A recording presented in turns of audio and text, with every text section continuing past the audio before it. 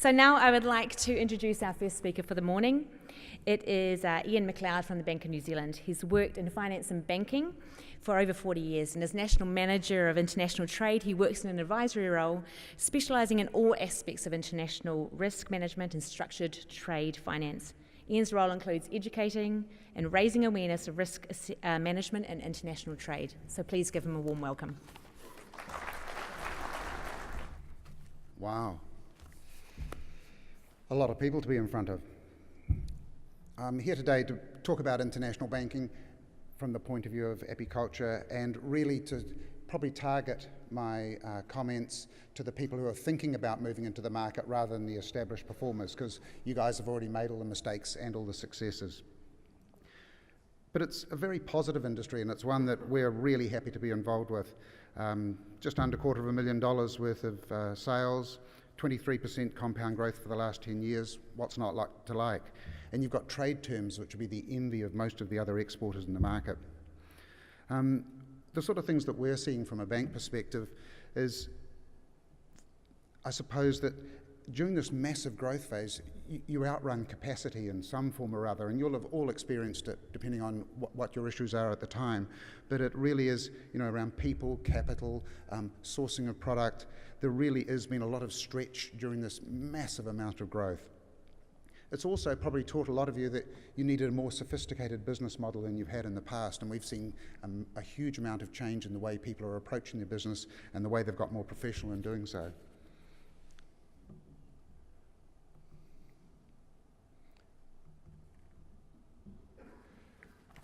I suppose when we look at the markets that the apiculture industry is tending to be going into, you've been really lucky. The United Kingdom and Australia, two of your biggest markets, are probably two of the safest markets to be dealing into as well. And you will have all experienced going to those places and understanding and feeling reasonably comfortable. The emerging markets that you're dealing with these days, they're a slightly different cup of tea, and I'll talk about China and Hong Kong in just a minute. One of the things, though, with the United Kingdom at the moment, it's all that chat around Brexit. And really, from your industry point of view, it doesn't really matter what the outcome is. Probably it's more academic. It certainly will push the currency around. It will get more and more uncertain. But at the end of the day, the buyers will still be there. That won't alter for you. It will be that moment of uncertainty, and it'll delay a few decisions for a short period of time. Just as equally, when you look down to Australia, it's a very safe market. It's close at hand, similar legal system. Really, you don't have any issues. It is our largest export market and a great place for emerging exporters to cut their teeth. China, on the other hand, is an interesting place to go.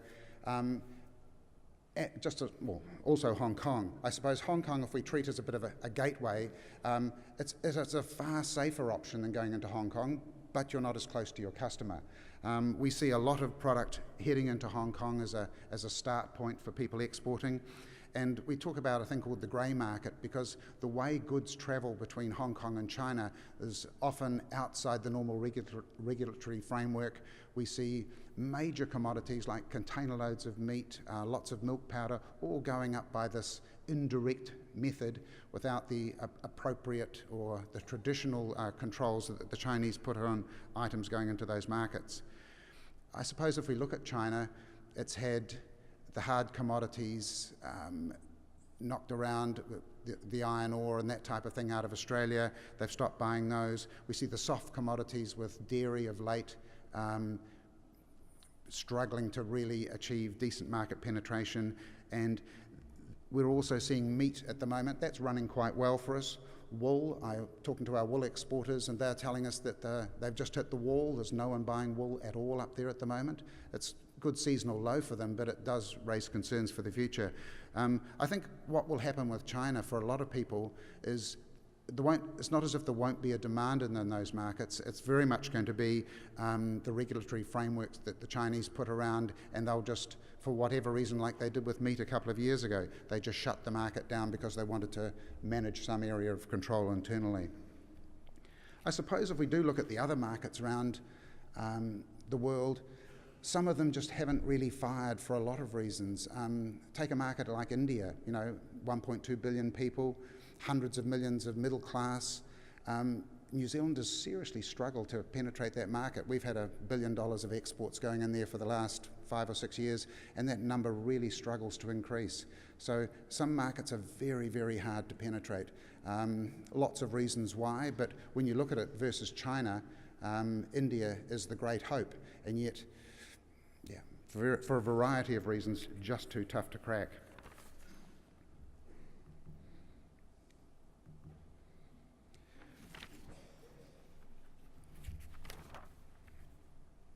Exporting. Most exporters fail because they don't put in the due diligence. They don't put the time into understanding the market. I was up in Shanghai a couple of years ago, and I met with a chap who imports antique French furniture and sells it as an item to put in shops to display expensive goods. And he was saying it is traditional for him to go for at least 6 lunches before he discusses the business at hand. So coming from New Zealand and expecting to have 6 lunches with someone before you discuss business, I think there'd be a lot of cuddly people in the room by the end of a decent exporting trip.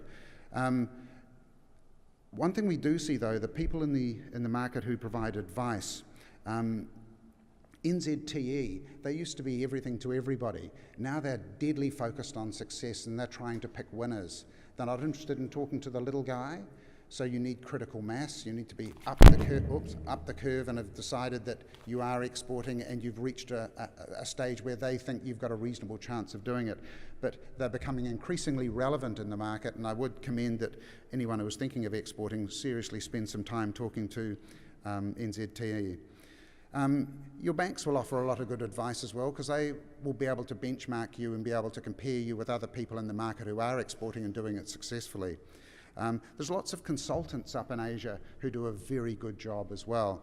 I talked to a guy who was heading into the supermarket line, and he was in the food and beverage side of things, and he said he was going to get an agent for China, and that sort of raised my concerns.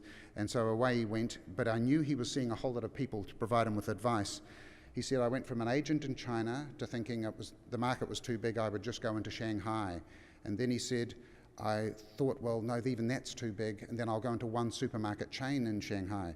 Even that was too big. And then he said, I finally ended up in a tiny little suburb of reasonably wealthy people with a very small supermarket concentrating on single women between 18 and 35. And I thought, right, he's finally got it. So that research, though, saved him an immense amount of time. But they are having to invest a lot more money and time than they originally thought that they were going to have to. And especially if you're dealing with cultures which are different. Even if we go back to Australia, I find when I go to my parent bank, National Australia Bank, I put on a tie. It's far more formal in Australia than it is in New Zealand. So to think that they're our mates across the ditch, that's great, and they will deal with us. But if we match them and mirror them a little bit more, we can actually be a little bit more successful. I suppose when we look at the risks of selling and offering terms, I mentioned before about you people have trade terms which are the envy of the exporters. If you look at the wine industry, and they're offering into the UK 90 days from arrival of goods as a trade term, that has a massive impact on your balance sheet. So as you evolve and as you start to offer some of your good buyers the chance to expand their product range and deal more with them, you get a little bit more integrated. You end up by banking your buyer. And often if you're banking your buyer, you're needing your bank to then provide you with some funding because you've got a slow up to your cash flow. So these are the things that need to be considered as your balance sheet's expanding and you're doing all these various things, that the terms that you offer, there's quite a bit of risk involved in doing those terms. So eyes wide open, research well. Your banks can provide you with what the normal terms in the market are and what those variations look like and how you can mitigate those risks. One of the things I thought I'd briefly touch on is how banks think. We're a funny lot.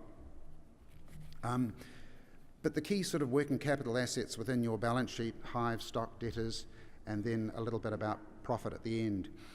In fact, no, I'll start with profit, I think. Profit is everything.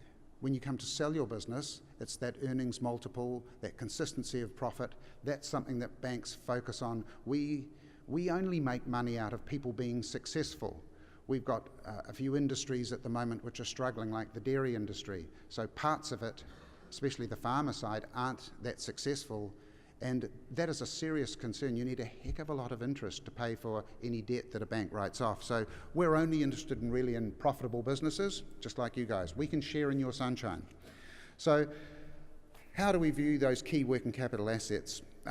This is assuming you've got good husbandry, you've got good financial returns, you've got a nice legal structure around your supply sides and those sorts of things all organised. So I'm assuming all that. But hives, 20 to 30% of the value, somewhere in that sort of range, would be a typical leverage. The moment you get some stock in the cupboard, we're a little bit more interested in that, and depending on what sort of stock it is, you're looking at somewhere between 50 and 70% leverage. Debtors, we like debtors. Debtors are the last stage, so we think we know a bit about stock, but we know a lot about debtors. So somewhere around 70 to 100% of the value. Once again, depending on what support is in behind that debtor payment as to whether you get towards that 100%.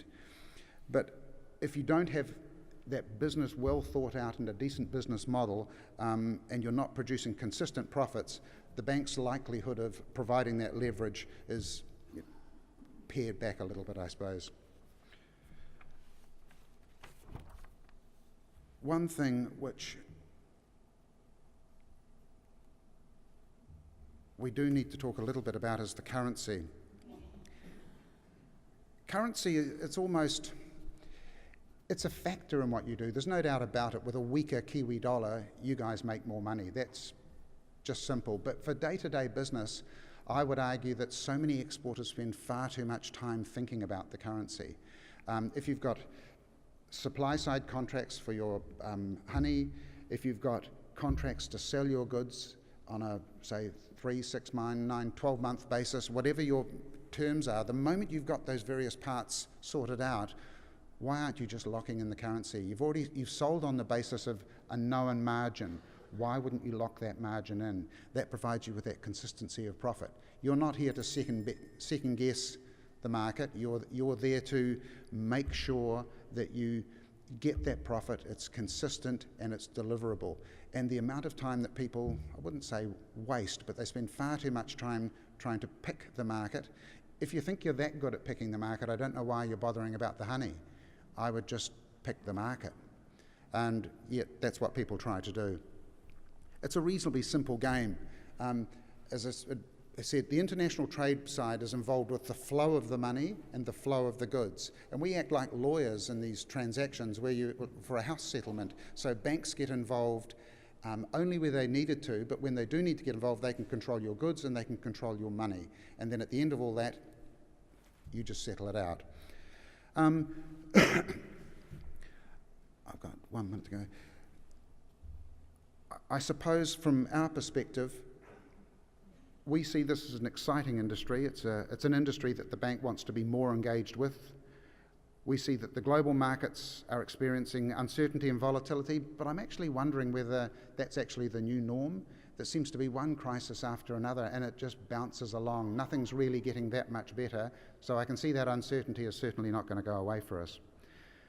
We see that the successful people who are dealing in exporting in general, they're taking time to identify their risks. They're putting a lot of research into what they're doing.